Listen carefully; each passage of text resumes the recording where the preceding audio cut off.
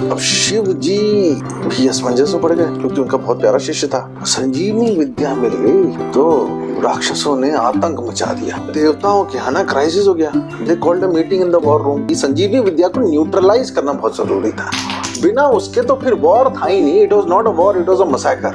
राक्षसों ने देखा और सब जानते थे कि ये बृहस्पति का पुत्र है, इसका नाम कच्छ है। उसके बाहर जितने राक्षस थे वो ये दैत्य थे, वो देखते थे इसको कि ये आया है संजीवनी विद्या लेने के लिए और ये बाहर आएगा तो हम मार दे। अब उसके दिमाग में स्कीम चलना शुरू हो गए कि अब ये विद्या ली कैसे जाए। ये कहीं जाएगा नहीं है। ठीक है, नेक्स्ट टाइम मैं समझ के आऊंगा। इसको जीतना भी तो है। अभी तो हम सिर्फ प्लेस करना सीख रहे हैं। अच्छा, अब शुक्राचार्य का ना हम आपको शुक्राचार्य का नहीं सुनाते हैं। उनका जो राइवलरी था ना बृहस्पति। बृहस्पति। आपका डेट ऑफ बर्थ के हिसाब से डे कौन सा पड़ा था जब बर्थ हुआ था? किसका? आपका? नहीं याद है। I was too young. Thursday. बृहस्पति। Oh, that I didn't know. तब तो मेरा शुक्र रहा होगा। तो शुक्राचार्य ने शिव जी की बड़ी भयंकर तपस्या की, भयंकर। अब शिव जी भी असमंजस में पड़ गए क्योंकि उनका बहुत प्यारा शिष्य था। उनके दो प्यारे शिष्य थे, other one you know, Ravan और राटू ने। शुक्राचार्य ने बड़ा भयंकर तपस्या किया। शिव जी ने कहा ना सिंहासन डोलने लगा तो गए नीचे। क्या हो गया भाई? तो उन्होंने कहा कि देखिए जो ये है ना सारे देवता वो राक्षसों पर भारी पड़ रहे, मुझे संजीवनी विद्या चाहिए। ये आप ये माइंड कर लीजिए कि संजीवनी विद्या वाली जो कहानी है, I think it is my opinion, वो समुद्र मंथन से पहले की घटना है। तो देवता ज्यादा ऑर्गेनाइज्ड थे, राक्षस उतने ऑर्गेनाइज्ड नहीं थे, इसीलिए इन्होंने क्या किया कि संजीवनी विद्या ले ली और देवासुर संग्राम चल रहा था बड़ा भयंकर। शिव जी एज यूजुअल भोलेनाथ उन्होंने दे दिया, ले लो संजीवनी विद्या दी तुम्हें। संजीवनी विद्या मिल गई तो राक्षसों ने आतंक मचा दिया। वो कोई भी मर जाता था लड़ाई में, वो लेके आते थे, ये अपनी विद्या से उसको जीवित कर देते थे। फिर लड़ने चले चला जाता था, फिर वो फिर आता था, फिर ये जिंदगी करके फिर बेच देते थे, जाओ लड़ो। मेरे को तो उसके मेरे भाई ने बेइज्जत किया था, अब तुम मत छोड़ो, मेरी बेइज्जती का बदला लो। तो लो ना लो, सामने वाला परेशान होगा, फिर आ गया। अब देवताओं के यहाँ ना क्राइसिस हो गया। They called a meeting in the war room. उन्होंने कहा कि भाई ये तो बहुत मुश्किल है, ये इससे तो जीतना बड़ा मुश्किल है यार, ये तो हालत खराब कर दी। मुझे वो जादूगर का डायलॉग याद आ गया। कौन सा? ये लल्ली मरवाएगा यार। बस लल्ली मरवा ही रहा है। तो फिर क्या हुआ कि सबने के पास गए, देखिए वो गुरु हैं दैत्यों के, तो हमारे गुरु कहाँ हैं? बृहस्पति जी को बुलाया गया। बृहस्पति जी तुम बताओ, तोड़ बताओ। वो तो अपने गुरु से they are winning and the guru is working very hard. आप क्या कर रहे हो भाई? बृहस्पति जी के he had a political problem also and he had a genuine problem also। उन्होंने कहा कि आप ये काम कर कौन सकता है, क्योंकि संजीवनी विद्या जो है वो आनी जरूरी थी। संजीवनी विद्या को न्यूट्रलाइज करना बहुत जरूरी था। बिना उसके तो फिर वॉर था ही नहीं। It was not a war, it was a massacre. बस बृहस्पति जी ने सोचा कि एक ही आदमी कर सकता है। सबने बोला कौन? तो उन्होंने कहा मेरा पुत्र कच्छ। तो उन्होंने कहा कि ये कौन है? तो हमने पुत्र को बुलाया। वो जो था वो बड़ा यंग सा लड़का था, मस्ट बी 15-16 ईयर्स।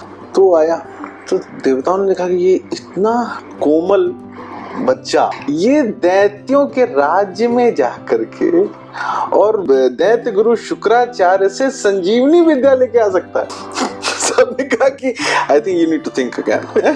ठीक है, let us regroup after some time। Sleep over it। उन्होंने कहा नहीं आप बात नहीं समझ रहे हैं। क्या? एक तो सबसे बड़े उसका कैरेक्टर, कच्छ का कैरेक्टर जो था, वो कहा कि इसके समान शीलवान व्यक्ति मैंने नहीं देखा। अच्छा। और दूसरा जो था इसका commitment to the job is amazing. मतलब वो एब्सोल्युटली कमिटेड है कि देवताओं को जीतना है देवासुर संग्राम। He was absolutely committed. और तीसरी चीज जो थी वो कहा कि ये पेशेंट बहुत है, इसकी सहिष्णुता जो है ना वो कभी कभी मुझे भी अचंभित कर देती है। अच्छा। तो जो बच्चा था कच्छ, उसने अपने पिताजी के पैर छुए और इंद्र के भी पैर छुए और वो चला गया और वो राक्षसों के राज्य में गया, पाताल लोक गया और राक्षसों ने देखा और सब जानते थे कि ये बृहस्पति का पुत्र है, इसका नाम कच्छ है, और वो सीधे गया शुक्राचार्य के आश्रम में। अच्छा। और वहां जाकर के उसने कहा, I think this is a very amazing story for espionage also. तो वो जाकर के वो दैत्य गुरु शुक्राचार्य के आश्रम में पहुंचा और उन्होंने प्रणाम किया उनको और उन्होंने आशीर्वाद दिया, क्योंकि ही वॉज अ ग्रेट गुरु। शुक्राचार्य को ऐसे भी सबके लिए सबसे महान गुरु माना जाता। तो उन्होंने कहा कि हाँ बताओ पुत्र, जीवित रहो तुम, क्योंकि उनके गुरु भाई का बेटा था वो।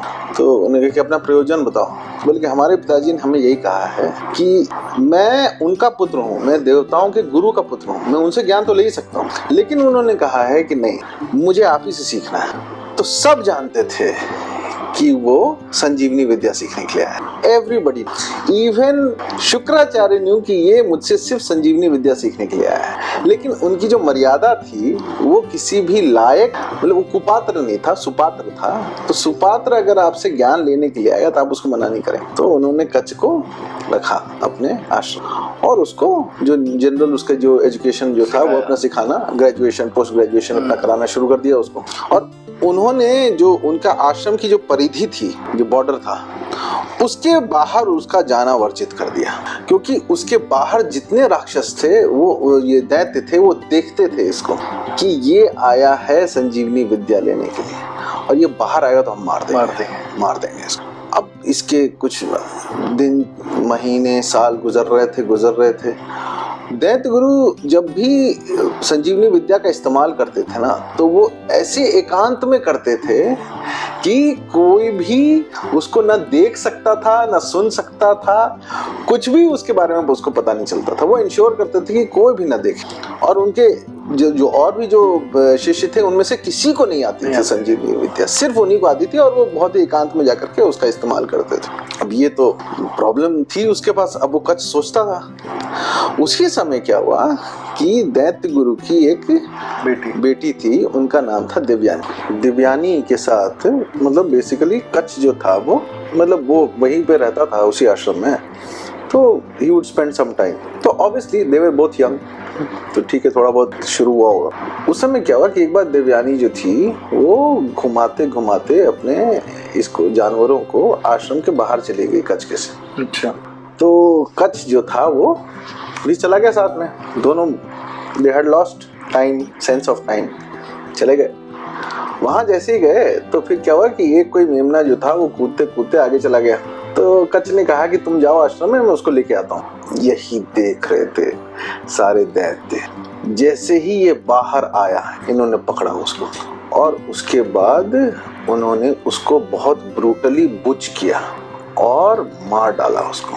अब शाम हो गई, देवयानी टेंशन में कि भाई कहाँ गया, मेरा मेमना खोजने गया था, अब तक आया ही नहीं।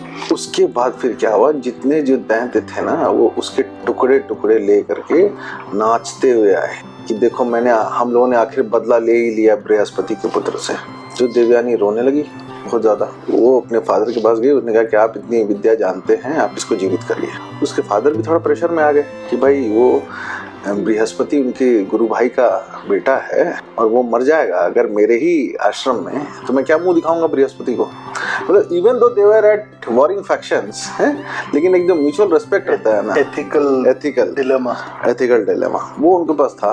तो उन्होंने वो अपना मंत्र पढ़ा और उसको जीवित कर दिया। अच्छा, संजीवनी विद्या से वो जीवित कर दिया। अरे वाह। जीवित हो गया, वो आ गया। दिव्यानी बहुत खुश हुई। कच्छ भी देख लिया कि भाई ये इफेक्टिवनेस है संजीवनी विद्या के। He had all the remembrance तो कैसे मारा गया, ये वो एवरीथिंग। अब उसके दिमाग में स्कीम्स चलना शुरू हो गए कि अब ये विद्या ली कैसे जाए। अब दिन भर वो इसी प्लानिंग में रहता था कि किसी तरह कुछ तो किया जाए, because his basic purpose was to get Sanjeevani Vidya. फिर एक बार अपॉर्चुनिटी मिली उसकी, वो अपॉर्चुनिटी मिली या कुछ बात हुई देवयानी से, शायद कुछ फूल देवयानी के लिए उसको लाने थे, तो उसी बहाने से वो बाहर गया और वहां दैत्यों ने फिर पकड़ लिया। ठीक है, आओ तो सही। हाँ, और इस बार उन्होंने क्या किया कि उसको फिर मारा, फिर ब्रूटली मारा उसको। एंड कच का आप मेंटल स्टेट सोचिए कि he had to go through the pain of death, और उसके बाद वो बुच होता था, मतलब बहुत ब्रूटली मारते थे उसको। और मारने के बाद उसके बाद उन्होंने क्या किया कि कुत्तों को खिला दिया उसको। सेकेंड टाइम फिर देवयानी को लगा कि ये तो this would have happened over months या ईयर्स। उनके डेफिनेशन में तो वो 1000 साल तक रहा था उनके आश्रम में। He waited for 1000 years to learn the संजीवनी विद्या। कितना पेशेंस था उसमें। और उसके बाद फिर अपने पिताजी के सामने खूब रोई वो कि नहीं, कच को वापस लाइए, कच को वापस लाइए। उसके बाद पिताजी ने उनके फिर से अपना संजीवनी विद्या का प्रयोग किया, कच वापस आ गया, कुत्तों में से निकल कर आ गया।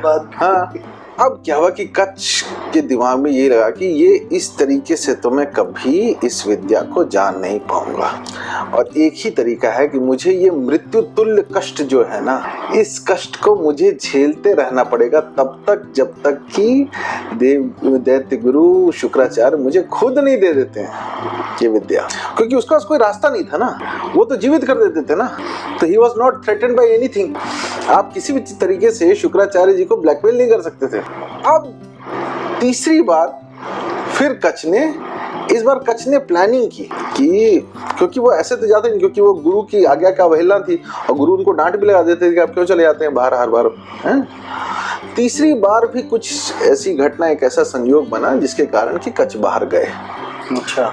और दैत्यों ने भी इस बार प्लानिंग की थी कि इस बार ये बाहर आएगा ना, इसको ऐसे मारेंगे कि ये फिर वापस जीवित नहीं हो सकता, बोटी भी नहीं मिलेगी। हाँ, तो उन्होंने क्या किया कि कच बाहर गया, फिर उसको मारा बहुत भयंकर। मारने के बाद इस बार छोटे छोटे टुकड़े किए और उनको जला दिया। जलाने के बाद क्या किया कि उसकी जो राख थी उसको, जो मदिरा होती है शराब पी गए, उसमें उसको डाल करके फिर शुक्राचार्य को बुलाया। शुक्राचार्य को बुला करके कहा कि आज हमने पार्टी रखी है, आओ। तो शुक्राचार्य जी पहुंचे, उन्होंने मदिरा पान करवाया शुक्राचार्य को और उनको कच पिला दिया, उनके शराब में या उन्हीं को पिला दिया। अब क्या हुआ कि फिर घर पहुंचे तो देखे देवयानी रो रही है कि कच अभी तक नहीं आया बाहर। ये वो नाराज भी हुए। फिर उन्होंने कहा कि भाई अब तो बहुत मुश्किल हो गया है। तो उन्होंने सोचा कि अब क्या करते हैं। अब उन्होंने फिर से जैसे ही संजीवनी विद्या बोलनी शुरू की, वो अंदर से उनको फील हुआ कि कच उनके शरीर के अंदर है। तब उनको समझ में आया कि ये तो बड़ा मुश्किल हो गया, अब क्या करें। अब तो कच मुझे फाड़ के बाहर निकल आएगा और मैं मर जाऊंगा, मुझे जीवित कौन करेगा। तो जो कच की जो उसका जो सूक्ष्म शरीर था या माइंड कह लीजिए, उससे शुक्राचार्य ने बात की। उन्होंने कहा उसको कि देखो तुम मेरे अंदर हो, तो मैं तुम्हें संजीवनी विद्या देता हूँ कि तुम ये विद्या लो, ठीक है। उसके बाद चूंकि मेरी बेटी जिद कर रही है तो फिर मैं तुमको जीवित करूंगा ही, और फिर तुम अपने विवेक से जो तुमको सही लगता है वो करना, क्योंकि मैं तो नहीं रहूंगा, क्योंकि तुम मेरा शरीर फाड़ करके बाहर आ जाओगे। तो इन्होंने संजीवनी विद्या उसको कच को सिखा दी और उसके बाद वो पूरा विद्या उन्होंने परफॉर्म किया और कच उनका शरीर फाड़ करके बाहर निकला है और वो मर गए। कच ने फिर संजीवनी विद्या का इस्तेमाल किया और अपने गुरु शुक्राचार्य को जीवित किया, जीवित कर दिया। तब उसका काम हो गया। शुक्राचार्य को भी पता चल गया कि जिस काम के लिए आया था ये हो गया इसका। Whatever he had to take, treasure, जैसे कहते हैं ना, the treasure he had taken, attainment हो गया गोल का। तो उसने क्या किया कि उस वक्त पैर छू करके बोले कि मुझे आज्ञा दीजिए, मुझे जाना है यहाँ से, अपने वापस देवलोक जाना है। तो देवयानी भड़क गई। देवयानी ने कहा कि आप मुझसे विवाह करिए। कच से कहा कि हमारे बीच में there is some romantic association, तो आप मुझसे विवाह करिए। कच ने कहा कि मैं कर सकता था लेकिन अब नहीं कर सकता, क्योंकि मैं आपके पिताजी के शरीर से पैदा हुआ हूं, तो मैं आपका भाई हो गया।